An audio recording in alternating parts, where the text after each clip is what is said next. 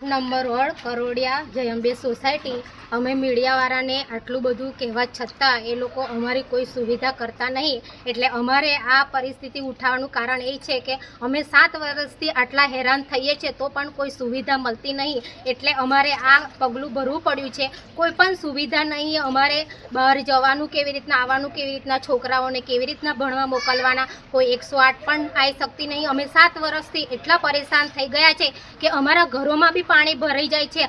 હાલ તમે અહીંયા આવીને જુઓ ત્યારે અમારી પરિસ્થિતિ ખબર પડે કે જનતા કેવી પરિસ્થિતિમાં હોય છે. જ્યારે વોટ લેવા હોય ત્યારે તો બહુ સારી સારી વાતો કરો છો, હવે જનતા પાણીમાં છે, કેવી હાલતમાં છે એ કોઈ જોવા માટે આવતું નહીં. એટલે અત્યારે અમારે આ પગલું એટલે તમને અત્યારે અમે ડૂબાડીએ છીએ કે અમે જેવા ડૂબીએ છીએ ને એવા તમે ડૂબો ત્યારે તમને ખબર પડશે.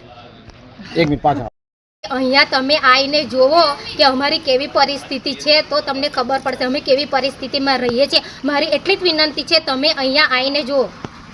કયો વિસ્તાર છે, શું સમસ્યા? વોર્ડ નંબર 8 જેમ્બે સોસાયટી, આપણે કરોડિયા રોડ બાજવા. આ વિસ્તારમાં આજે 7 વર્ષથી આ ઘણી સમસ્યા છે.